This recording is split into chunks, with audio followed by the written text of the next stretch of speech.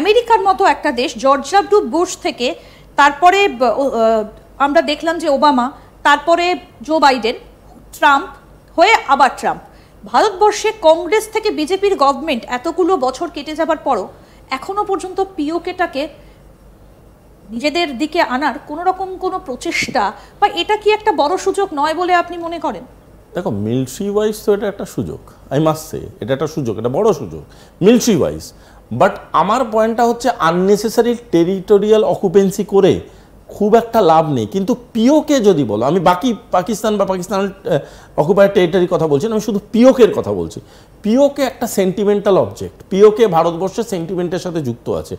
সেইটাকে যদি ভারত টার্গেট করে বা সেটাকে টার্গেট করে যদি ভারত পরবর্তীকালে এগোয় বা সেই ধরনের কোনো অপারেশন ডিজাইন করে, I will say very very welcome. কেন? তার একটা বড় কারণ হচ্ছে পিওকে এমন একটা অবস্থান যেটাকে পাকিস্তান না দেখছে। পাকিস্তান একটা অবহেলিত জায়গা করে রেখেছে, না ডেভেলপমেন্ট করার তো অবস্থানই নেই ওদের মধ্যে, না ইকোনমি আছে, না কিচ্ছু আছে, গায়ের জোরে দখল করে রেখে। শুধু তাই না, ওখানকার সাধারণ মানুষের জীবনটা দিনের পর দিন ধ্বংসের পথে চলে যাচ্ছে। তার কারণ হচ্ছে অত সুন্দর, ওটা নাকি ন্যাচারালি সো বিউটিফুল যে ভাবা যায় না। সেই সুন্দর জায়গাটাকে যদি তুমি সুন্দর করে না রাখতে পারো, তোমার কোনো দায়িত্ব মানে তোমার কোনো অধিকারই থাকে না সেই জায়গাটার দখল নিয়ে থাকা। সুতরাং সেটা ইজ ইম্পর্টেন্ট। আরেকটা কথাও ভুলে গেলে চলবে না, যখন আমার অপোনেন্ট বা কম্পিটিটার কোনো একটা লুপহোল থাকে, স্ট্র্যাটেজিক্যালি সেটাকে ব্যবহার করাটা আমাদের কাছে আইডিয়াল একটা স্ট্র্যাটেজি হওয়া উচিত মিলিটারি ওয়াইজ।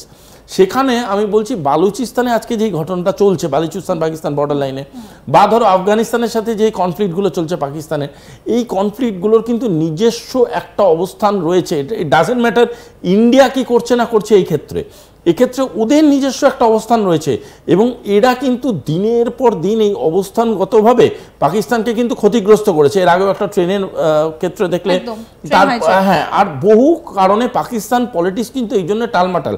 তোমরা যদি রেগুলারলি পাকিস্তানের পার্লামেন্টারিয়ান প্রচুর, ওখানে জিনিসপত্রের দাম প্রচুর এবং বেশ কয়েকটা মন্ত্রক বন্ধ করে দিতে হয়েছে, এবং পার্লামেন্টের যদি ফ্লো দেখো তাহলে তোমরা বুঝতে পারবে পাকিস্তানের অর্থনীতি নিয়ে যখন ডিসকাশন হয় কত রকমের ঘটনা। কিন্তু আমি যে জায়গাটাতে ছিলাম, মানে যে কারণে আমি এতজন প্রেসিডেন্টের নাম বললাম আমেরিকায়, ওই টুইন টাওয়ারের পর কিন্তু পাকিস্তানের আর ক্ষমতা হয়নি আমেরিকাতে গিয়ে আঘাত পৌঁছানোর। বারবার করে কেন ভারতে এই আঘাতটা এসে পৌঁছচ্ছে? ভৌগোলিক দিক থেকে কাছাকাছি বলে, অফকোর্স এটা ভৌগোলিক দিক থেকে কাছাকাছি। এবং আরেকটা কথা তোমাকে আমি বলে রাখছি, ভৌগোলিক দিক থেকে কাছাকাছি বলে শুধু নয়, ভৌগোলিক দিক থেকে কাছাকাছি একটা ইম্পর্টেন্ট পয়েন্টার হওয়া সত্ত্বেও আমাদের যে ইন বিটুইন দেশটি আছে বাংলাদেশ, এই বাংলাদেশের রাজনৈতিক পরিবেশ যে ইমিডিয়েট চেঞ্জ হলো, এই চেঞ্জ হওয়াটা কিন্তু পাকিস্তানের হিতে গেছে।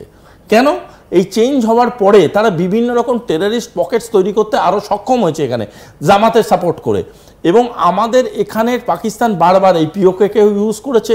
টেরিটোরিয়াল যে ক্লোজনেসটা আছে, এই ক্লোজনেসটা কিন্তু আমেরিকার ক্ষেত্রে নেই বলেই আমেরিকা কিন্তু অনেক জায়গা থেকে সেফ।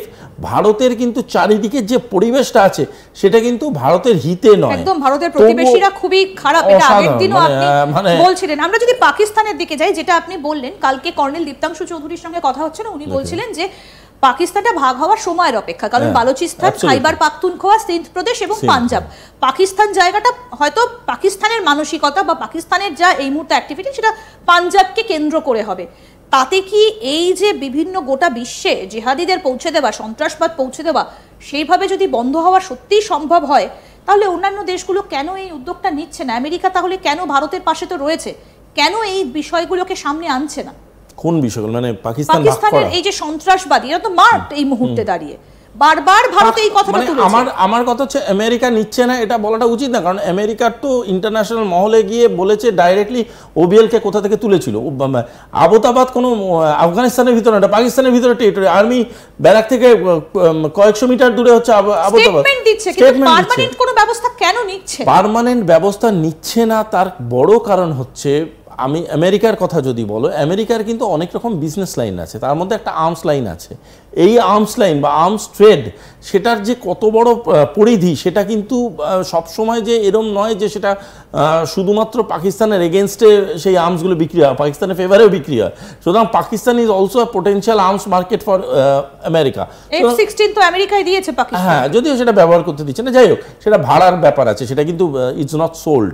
সেটা দুটো কনসেপ্ট আলাদা, একটা রেন্টেড একটা সোল্ড। এটাই কিন্তু রেন্টেড, নট সোল্ড। আর কেনার ক্ষমতাও নেই ওদের। আর দ্বিতীয় কথা হচ্ছে যে এই যে ধরনের জিনিসগুলো, আমি বলবো পাকিস্তানের নিজস্ব পলিটিক্সে পাকিস্তান যে টুকরো টুকরো হয়ে যাবে তাতে কারুর কোনো রকম কোনো কন্ট্রিবিউশন, কোনো ইন্টারভেনশন কিচ্ছু লাগবে না।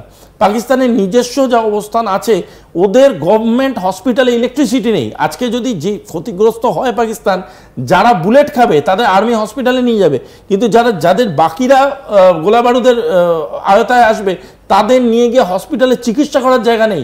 একটা ইসলামাবাদের 10টা বাড়ি দেখিয়ে Pakistan is not like that. পাকিস্তানের আর্মি প্রচুর গোলাবারুদ কিনে নিজেদের ভাবছে খুব কমফোর্টেবল স্টেজে।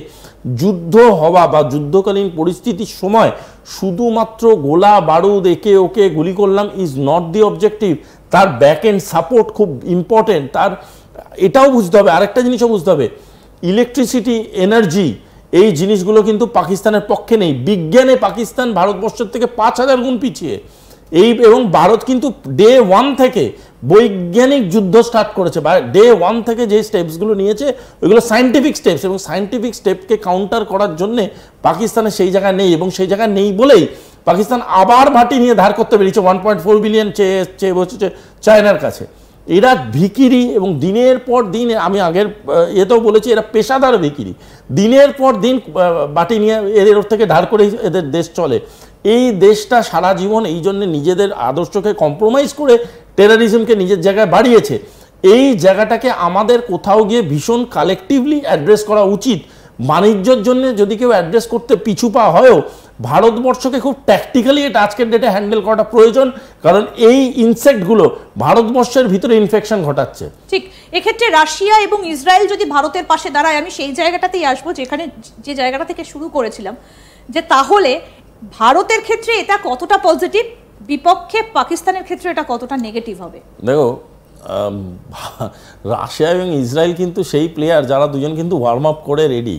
মানে তাদের কিন্তু ওয়ার্ম আপ পিরিয়ড লাগবে না, তারা অলরেডি মানে ওয়ার্ম আপ করে রেডি আছে। গত 1-2 বছর ধরে ওরা চালিয়েই যাচ্ছে। ওরা জানে কিভাবে একটা ওয়ার কন্টিনিউ করতে হয়। একটা দেশও তো রয়ে গেছে আবার পাকিস্তানের সঙ্গে। টার্কি, আমি আবারও বলছি, Turkey will support Pakistan, but টার্কিকে কিন্তু একমাত্র কন্ট্রোল করতে পারে রাশিয়া, এবং তার থেকেও বেশি যে কন্ট্রোল করতে পারে সেটা হলো ওআইসি টার্কিকে কন্ট্রোল করতে পারে। কারণ Turkey is a Islamic country and other Islamic countries will control Turkey because of Turkey's future image.